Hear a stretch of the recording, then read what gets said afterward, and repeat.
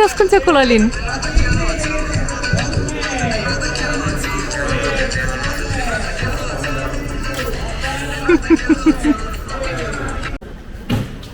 Hai să vedem.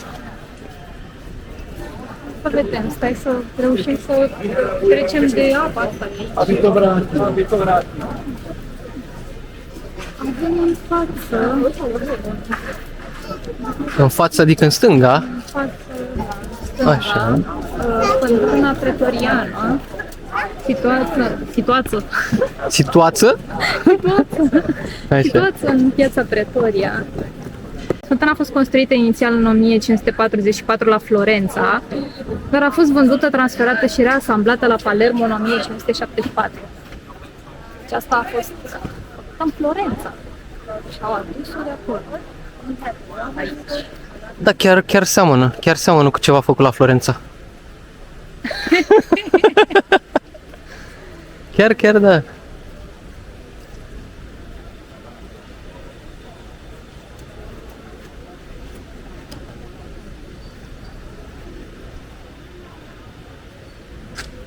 E frumușică piațeta asta, zici că este un din ăsta, un decor făcut pentru... Zici că e de carton. Acolo sunt niște oameni. Zici că e un decor scenografic. Are așa un aer. Un aer florentin. Un aer, nici nu știu cum să zic, prea învechit.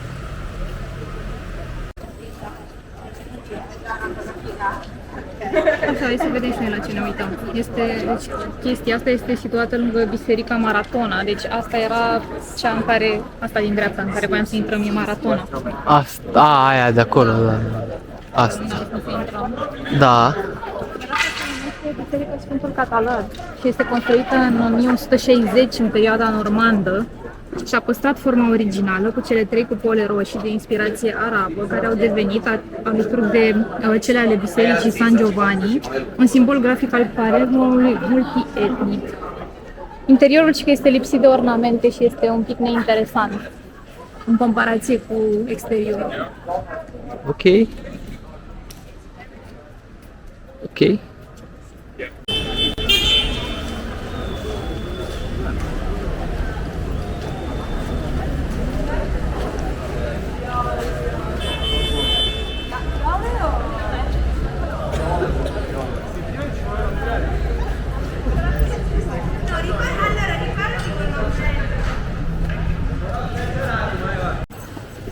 Și sunt blocate străzile în ambele direcții.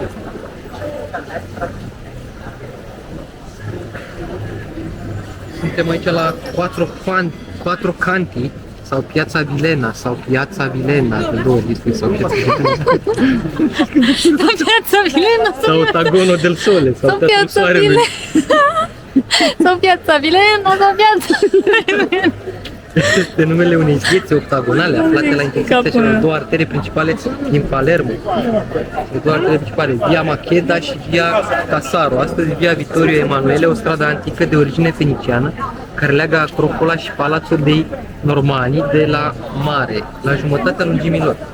Cea mai importantă caracteristică a Quattro Canti este aspectul octagonal al acestei intersecții, creat de cele patru clădiri de colț îmbogățite cu patru fațade minunate, curbate și concave, care dau spre locul de schimb. Acestea au fost proiectate de arhitectul regal Giulio Lasso în 1608. Fiecare fațadă este decorată diferit, împărtășind același stil arhitectural, creat de un alt arhitect regal, Mariano Smirglio, care a finalizat-o în anii următori. Fiecare fațadă se înalță pe 4 niveluri, cu 3 ordine ascendente, doric, ionic și corintic. În centrul bazei fiecărui canton se află o fântână încoronată de o figură reprezentând un anotimp. Primăvara este reprezentată de Venus împodobită cu flori, vara și toamna sunt reprezentate de Ceres cu fructe și recolte, și respectiv Bacchus, în timp ce iarna este pauză, că nu o să mai vede ce scrie. Pauză.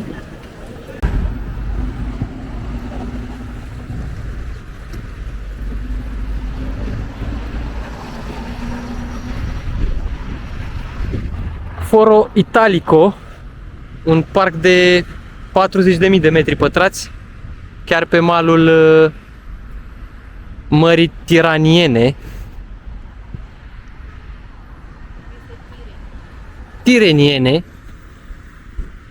Tireniene.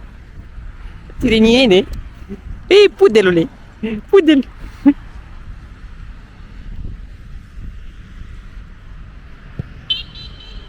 Înată cheluțu.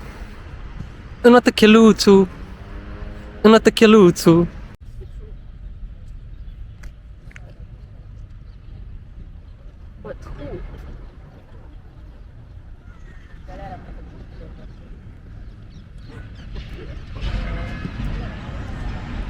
Scade dramatic bateria.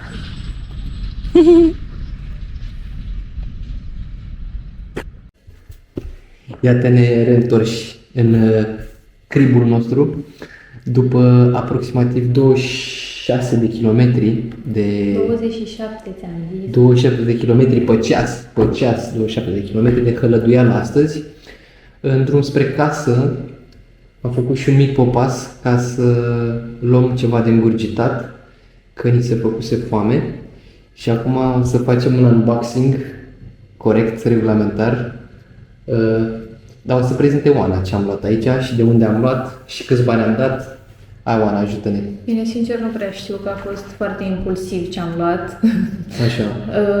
Ne era super foame, noi mergeam de fapt către o pizzerie și ne-am oprit la altă pizzerie pe drum, în drum spre pizzeria locale, se numea. Așa, mă rog, ne-am oprit la Sotocapo și am luat o pizza care, nu știu, are destule știuți. Cum se cheamă? Explozivo. Așa, nu mai știu. Nu mai știu. Arată bine. Chiar arată Nu bine. e foarte mare. E ceva micuț, să zic așa. Mamă, dar n-ai filmat bine. Hai că să filmez. Nu știu ce... Ok. Are destule. Peperoncino, ce mă... Are gorgonzola, are prosciutto, are din asta, cum se numește? Doamne. Gușar. Pepperoni, cotto. Așa. Ok. E Da. mititică, a costat vreo 10 euro pizza. 10 euro a fost pizza asta de la... Cum se cheamă restaurantul? Sotocapo. Acum am luat și eu încă o porcheta. O facem unboxing acum. O porcheta care a fost mai scumpă decât cea de data trecută. Cea de data trecută a fost 4 euro, asta a fost 6 euro. Dar aveau în vitrină. Și mai sărăcăcioasă, iată, și mai sărăcăcioasă.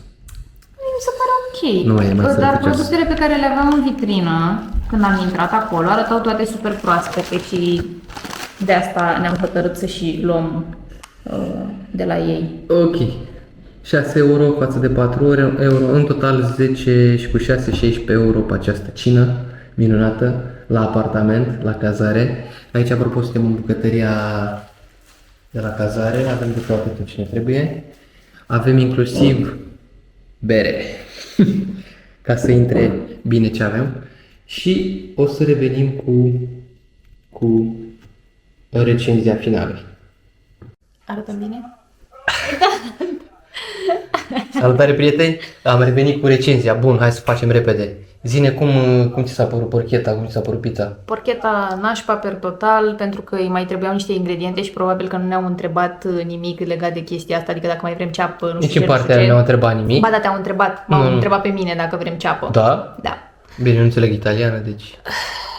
Mă rog. Așa. Și probabil că au scos niște elemente de acolo, habar n-am de ce, puteau să ne întrebe, să ne arate cu degețelul. Prin urmare a fost cam seacă, carnea bună, dar cam seacă per total, iar pizza a fost foarte bună. Chiar foarte Da, bună. așa e, de acord. Porcheta a fost slabă, într-adevăr, mult mai slabă ca cea din partea cealaltă. A fost și mai scumpă și mai mică. Da, nu, n-a fost ce trebuia. În schimb, Mai pizza, mică da. nu știu, sincer. A fost mai mică, ți-am zis, am simțit-o și în stomac s-a simțit. Și pizza a fost bună, pizza chiar a fost ok. Per total, nu, n-aș reveni.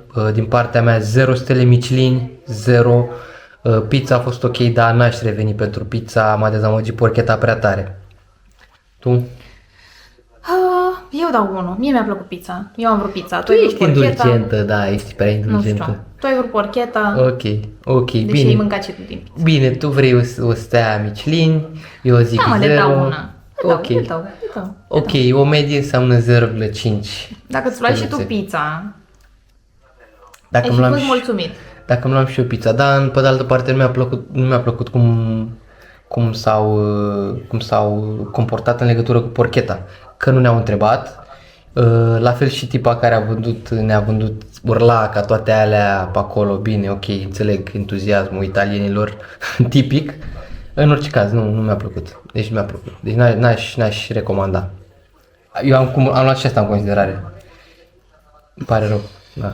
Da, mă rog, ai și tu dreptatea ta. Dar produsul în sine, pizza a fost bună, adică nu ai ce să zici. Da, da, mă rog. Cert e că n-aș recomanda, n-aș mai reveni, dar în schimb în partea cealaltă pentru porcheta aia chiar o să mă duc și o să mai iau o porchetă din aia la 4 euro, aia chiar a fost bună, chiar a fost bună. La, cum se cheamă? Balerino? Nino Ballerino. Nino Balerino. Mai mergem acolo. Mai Acolo mergem. arancini au fost nașpa. Arancini a fost un nașpa, dar la arancini n-aveam așteptări, oricum a fost un antipasti arancini ăla. Și chiar n-am așteptat. Dar oricum unul din ele la cu mozzarella a fost ok, degeaba zici. La cu mozzarella. Cu prosciutto și cu mozzarella. Da, a fost mai fost bun. ok. A fost Față de mai la bun. Curagu, A fost da. mai bun, a fost mai bun. Da. Aia chiar a fost ok, chiar a fost ok. Și mi-a plăcut și servirea, mi-a plăcut și oamenii, mi-a plăcut și localul așa bodeguito, clasic. Mi s-a părut ok, mi-a plăcut. În orice caz, cam asta a fost recenzia noastră pentru street food-ul și fast food-ul din seara asta. Ne revedem!